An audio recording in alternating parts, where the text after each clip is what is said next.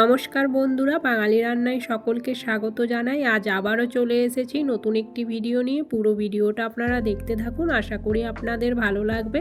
তো আজ আমি বানাচ্ছি এগ ফ্রায়েড রাইস। তো এগ ফ্রায়েড রাইস বানানোর জন্য প্রথম আমি এখানে চালটা নিয়ে নিচ্ছি। তো বাসমতি চাল নিয়েছি আর 4 কাপ নিয়ে নিচ্ছি।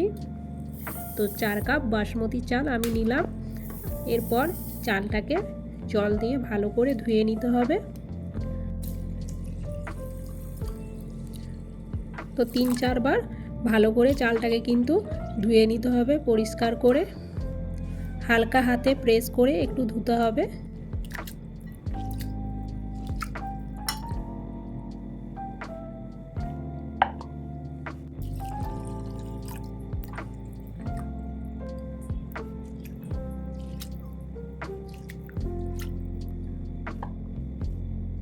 তো চাল ভালো করে ধুয়ে নিয়েছি। এবার ভাতের জল বসিয়ে দিয়েছি গরম করতে।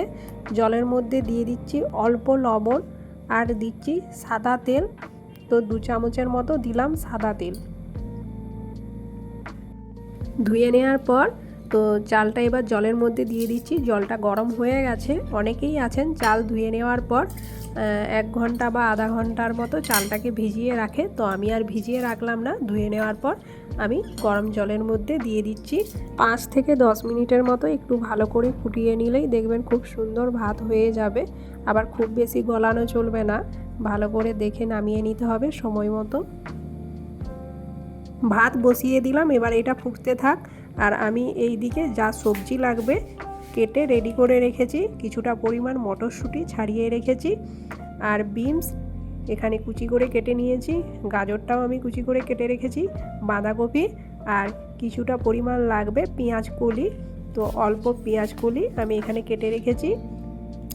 আর এখানে নিয়েছি 2টো মিডিয়াম সাইজের পেঁয়াজ আমি কুচি করে কেটে রেখেছি। কিছুটা পরিমাণ কাঁচা লঙ্কা কেটে রেখেছি, রসুন কিছুটা পরিমাণ কেটে রেখেছি আর অল্প আদাও আমি এখানে কুচি করে কেটে রেখেছি। তো এগুলো লাগবে। আর আজ আমি এগ ফ্রাইড রাইস বানাতে ক্যাপসিকামটা দিচ্ছি না, দেখুন আমি কিন্তু এখানে কেটে রাখিনি। অনেকেই দেয়, আপনারা চাইলে ক্যাপসিকাম দিতে পারেন। ক্যাপসিকাম দিলে এর সাথেই কুচি করে কেটে রেখে দেবেন সবজির সাথে। তো চলুন আমি ভাতটা একবার দেখে নিই আমার হয়ে গেছে কিনা। ভাতটা ভালোভাবে ফুটে গেছে, তো একবার চেক করে নিই। এই চাল হতে খুব বেশিক্ষণ টাইম লাগে না, ভালো করে চেক করে দেখে নিতে হবে, না হলে গলে গেলে কিন্তু ভালো লাগবে না। তো আমি দেখে নিলাম, দেখুন তো চালটা হয়ে গেছে। এবার নামিয়ে নিতে হবে। খুব একটা গলা গলা হলে ভালো লাগবে না, হালকা একটু শক্ত শক্ত যখন থাকবে সেই অবস্থাতেই নামিয়ে নিতে হবে। তো চলুন আমি ফ্যানটা ঝরিয়ে নিই। এবার ভাত নামিয়ে নেবার পর আমি বসিয়ে দিয়েছি কড়াই। কড়াইয়ে দিয়ে দিচ্ছি অল্প সাদা তেল। তো তেলটা গরম করে নিতে হবে। তেল গরম হয়ে গেছে, এবার আমি দিয়ে দিচ্ছি ডিম।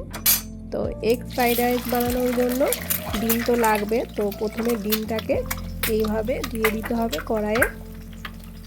তো আমি 4টে ডিম দিচ্ছি। সবজি ভাজার আগে ডিমটাকে ভেজে তুলে নিতে হবে। তো 4টে ডিম দিয়ে এইভাবে ভেজে নিতে হবে। অল্প একটু দিয়ে দেব লবণ ডিমের মধ্যে। লবণ দিয়ে এইভাবে খুন্তি করে ভেঙে দিতে হবে ডিমগুলোকে। দেখুন এই রকম ঝুড়ো ঝুড়ো করে ডিমটাকে ভেজে তুলে নিতে হবে। তো সুন্দরভাবে আমি খুন্তি করে দেখুন এইভাবে ঝুড়ো ঝুড়ো করে ডিমটাকে ভেজে তুলে নিলাম।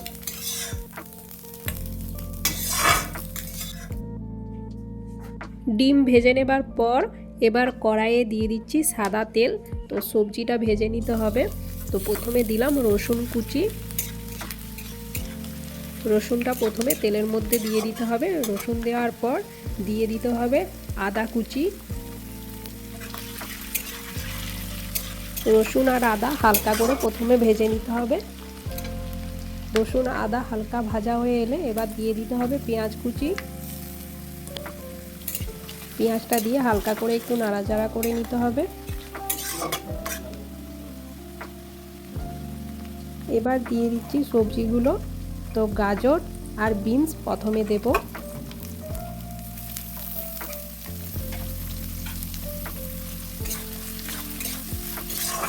গাজর আর বিনস দেওয়ার পর হালকা করে এটা একটু নাড়াচাড়া করে নিতে হবে। এবার দিয়ে দিচ্ছি লবণ। লবণ দিয়ে ভালো করে মিশিয়ে নিতে হবে। তো 2 মিনিট আমি গাজর আর বিনসটা হালকা করে একটু প্রথমে ভেজে নিলাম। গাজর আর বিনস দেওয়ার পর এবার দেব কেটে রাখা বাঁধাকপি। বাঁধাকপিটা আমি প্রথমেই দিচ্ছি না, গাজর আর বিনস হালকা একটু নাড়াচাড়া করে ভাজার পর আমি এখানে বাঁধাকপিটা দিলাম।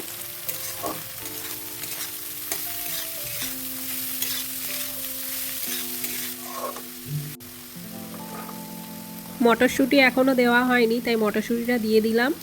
আর দেব কাঁচা লঙ্কা কুচি। তো ঝালের জন্য দিয়ে দিচ্ছি কাঁচা লঙ্কা।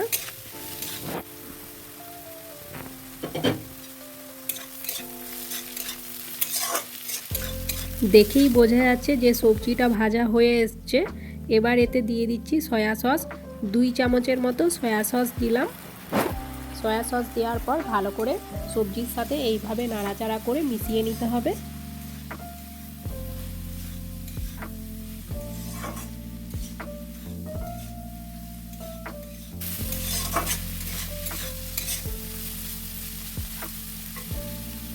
আর এখানে আমি ভাতের ফ্যান ঝরিয়ে রেখেছি। তো এবার এই ভাত সবজির মধ্যে দিয়ে দিতে হবে।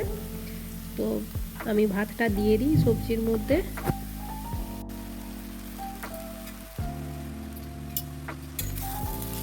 ভাত দেওয়ার পর সবজির সাথে একবার ভালো করে এইভাবে মিশিয়ে নিতে হবে। আর ভেজে রাখা ডিমটাও এবার দিয়ে দিতে হবে।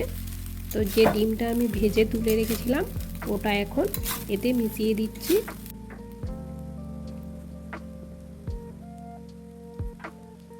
আর দিচ্ছি অল্প পরিমাণে চিনি। তো আমি খুব বেশি এটা মিষ্টি করব না, হালকা একটু মিষ্টি মিষ্টি লাগবে, সুন্দর একটা টেস্ট হবে অল্প চিনি দেওয়ার কারণে। তো অল্প চিনি দিলাম। আবার অনেকেই আছেন বেশি মিষ্টি পছন্দ করেন, তো বেশি মিষ্টি পছন্দ করলে তাহলে চিনির পরিমাণটা একটু বেশি দেবেন। চিনি দেওয়ার পর ভালো করে সব একসাথে মিশিয়ে নিতে হবে। এইভাবে একবার বাড়িতে এগ ফ্রাইড রাইস বানিয়ে দেখবেন, খেতে তো দারুণ লাগে আর খুব সহজেই হয়ে যায়। ভালোভাবে সব একসাথে মিশিয়ে নেবার পর শেষে আমি উপর দিয়ে ছড়িয়ে দিচ্ছি পেঁয়াজ কলি। তো যে পেঁয়াজ কলিটা আমি কুচি করে কেটে রেখেছিলাম, তো ওই পেঁয়াজ কলি আমি উপর দিয়ে ছড়িয়ে দিলাম। এবার মিশিয়ে নিতে হবে। তো শেষে এই পেঁয়াজ কলিটা দিয়ে নামিয়ে নিতে হবে।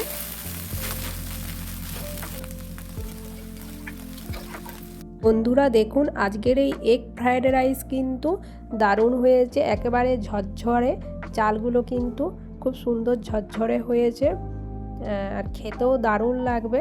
তো আজকের এই ভিডিওটি যদি ভালো লাগে তাহলে আমার এই চ্যানেলটিকে সাবস্ক্রাইব করবেন, প্লিজ একটা লাইক করে যাবেন। আবারও দেখা হবে পরবর্তী কোনো এক নতুন ভিডিওতে। ভালো থাকবেন সবাই।